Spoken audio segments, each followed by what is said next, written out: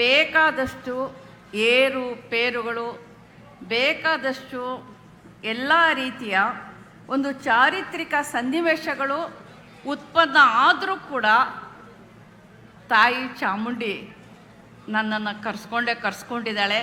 ನಾನು ಈಗ ತಾನೇ ಆಕೆಯ ಸನ್ನಿಧಿಯಿಂದ ನಿಮ್ಮೆಲ್ಲರ ಎದುರಿಗೆ ಬಂದು ನಿಂತಿದ್ದೀನಿ. ಸ್ನೇಹಿತರೆ, ಮೈಸೂರು ದಸರಾದ ಈ ಅತಿ ಮಹತ್ವದ ಪವಿತ್ರ ಕ್ಷಣದಲ್ಲಿ ಚಾಮುಂಡಿ ತಾಯಿಯ ಕೃಪೆಯ ನೆರಳಿನಲ್ಲಿ ಹುಟ್ಟಿದ ಪ್ರತಿಯೊಂದು ಜೀವಕ್ಕೂ ಈ ಮಣ್ಣಿನ ವಾರಿಸುದಾರಿಕೆ, ಸ್ಪಂದನೆ, ಜವಾಬ್ದಾರಿ ಮತ್ತು ನೆನಪುಗಳು ಇವೆ.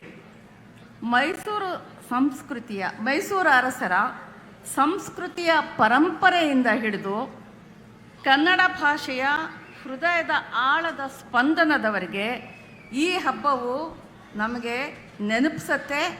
ಏನು ಅಂದರೆ, ಸಂಸ್ಕೃತಿ ಎಂದರೆ ಬೇರೆ ಬೇರೆ ಧ್ವನಿಗಳ ಸಂಗಮ, ವಿಭಿನ್ನತೆಯಲ್ಲೇ ಏಕತೆಯ ಸುಗಂಧ.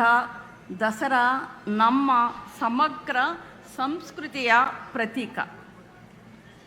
ನನಗೆ ಗೊತ್ತಿರೋ ಹಾಗೆ ಮೈಸೂರಿನ ಉರ್ದು ಭಾಷಿಕರು ನವರಾತ್ರಿಯ ಎಲ್ಲ 10 ದಿನಗಳಿಗೂ ಕೂಡ ಉರ್ದುವಿನಲ್ಲಿ ಅವರದೇ ಆದಂತಹ ಗುರುತನ್ನು ಕೊಟ್ಟಿರ್ತಾರೆ.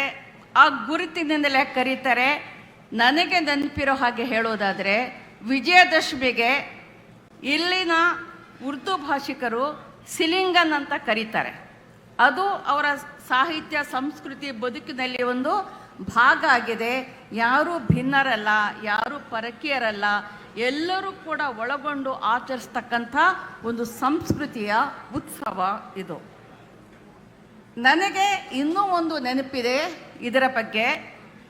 ನನ್ನ ಆಪ್ತ ಸಂಬಂಧಿ ಒಬ್ಬರಿದ್ದರು. ನನಗೆ ಅವರು ಮಾವ ಆಗಬೇಕು. ನನ್ನ ಮಾವ ಇಲ್ಲೇ ಹತ್ತಿರದ ಬೆಳಗೊಳದಲ್ಲಿ ವಾಸ ಆಗಿದ್ದರು.